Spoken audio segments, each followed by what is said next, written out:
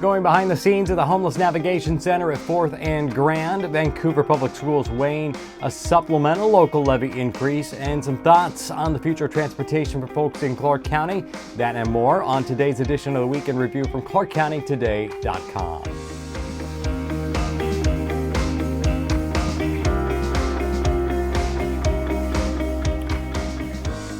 Hi everyone, I'm Chris Brown. Hope you're enjoying this cool down after the heat wave earlier this week. Last Monday, neighbors from around the Homeless Navigation Center that opened near 4th Plain and Grand Boulevard last November showed up to once again voice their concerns to city leaders. It is dirty, it's mismanaged, it spills out at 5 o'clock, the traffic is honking, people are yelling at each other, the citizens in the community are getting angry. And I can feel the tension rising every single day. It is stressful for me to even get out of my car and get into my house. For me personally, I mean, it's been night and day. I loved my house when I moved into it. I now have people shooting up in my backyard. I have people pooping regularly in my backyard because they camp within the camping ordinance, but there's no facility for them to use. So they find a little corner, a dark spot somewhere right in my backyard. It's become nonstop, and it's killing me. It's killing my business, and it's killing my health. I mean, I'm on 3 medications now to try to suppress my immune system because this is so much stress on me personally. Of course, we've been covering the Navigation Center complaint since last month and recently had a chance to tour the day center operated by Share and speak with some of the homeless making use of the facility. We'll say, like, we have a vet that comes every Wednesday, a day volunteer, and they come out and they give shots and whatever veterinary services. We have needle exchange. YMCA comes in, does domestic violence. They just started this operation.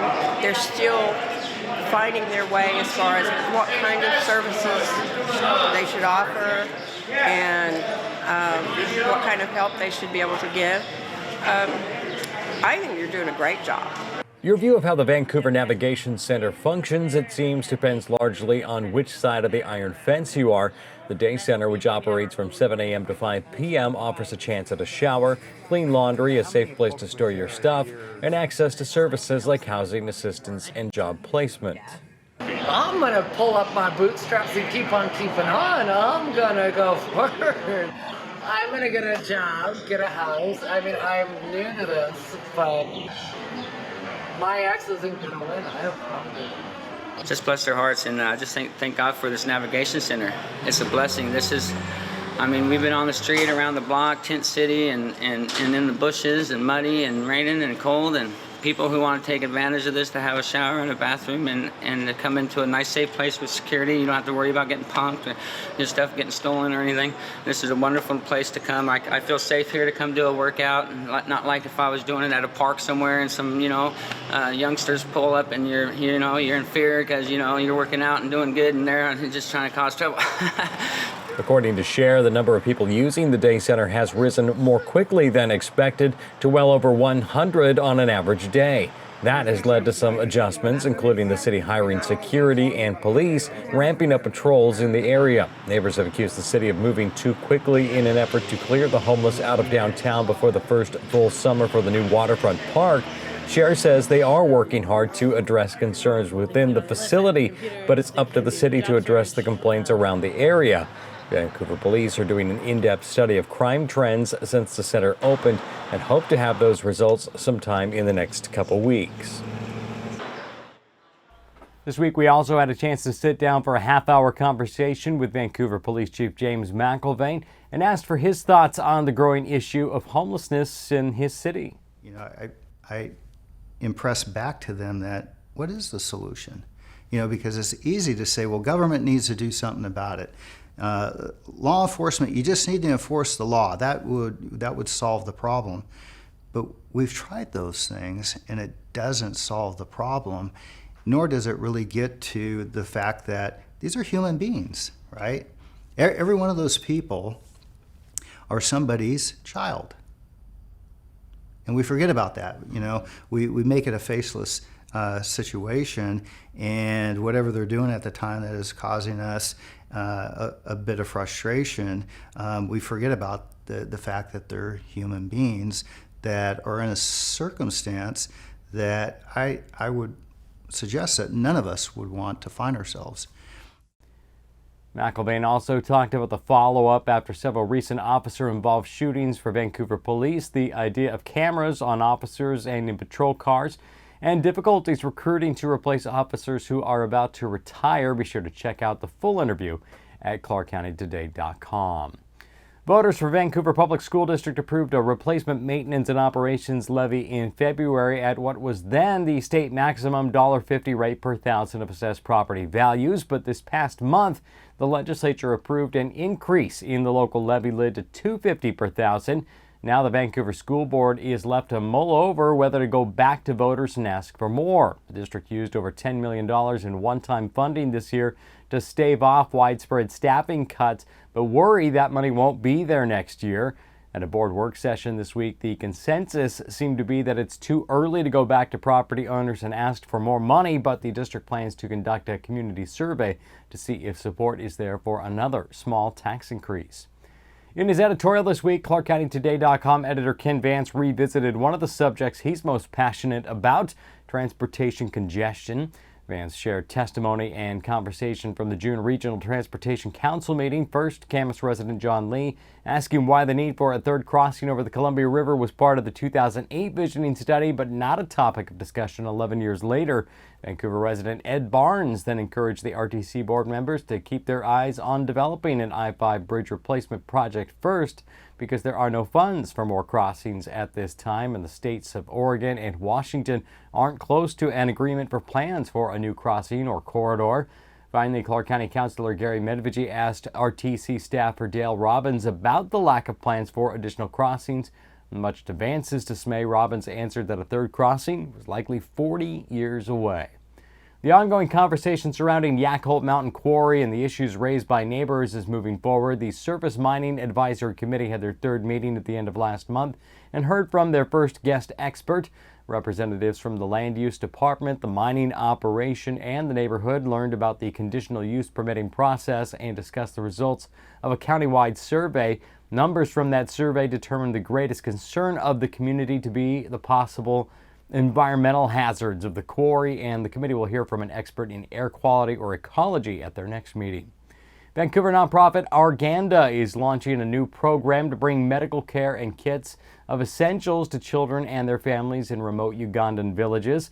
Their newest program is the Kids Sharing Project, which will raise funds to purchase health kits for impoverished children. For every $10 they raise, they'll buy a kit and help a child. To partner with the project, feel free to reach out on their website. The link is in our story at clarkcountytoday.com. Well, this week, Clark College celebrated outgoing President Bob Knight. Our own Jacob Granneman was there for the event, and a little surprise. For the past 13 years, Bob Knight has been president of Vancouver's Clark College.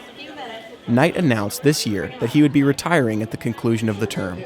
At a retirement party, dozens of friends, family, and peers turned out to thank the president and reminisce about the best memories. Mel Netzhammer, Chancellor of WSU Vancouver, was and is a close friend and colleague of President Knight.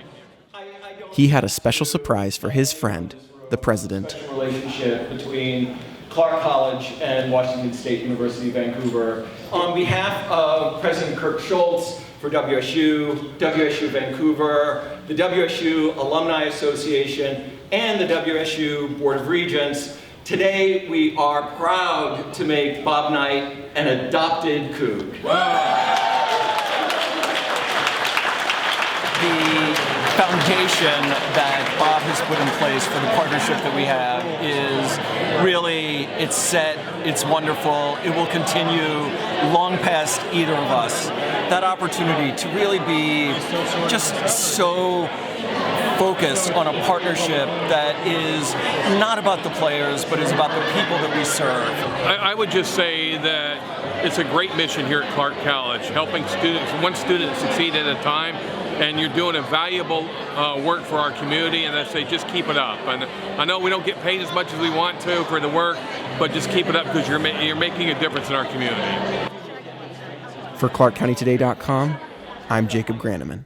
Thanks very much, Jacob. Now it's time for your Week in Review sports update from Paul Valencia. This week in sports, we highlight a couple of high school graduates and football players who are planning to become officers in the U.S. military. Joseph Brennan graduated from Hockinson High School on Thursday night and soon will be heading to Annapolis to begin his life as a midshipman at the U.S. Naval Academy. A two-time state champion football player, he is not expected to play for Navy, but he said his time with Hockinson football reminds him a lot of the Navy's philosophy. At the Naval Academy, everyone has each other's back. Luke Sturbell is set to walk Friday night at Camas High School's graduation ceremony. A 6'5" wide receiver, it is his long-term goal to play football at the Air Force Academy.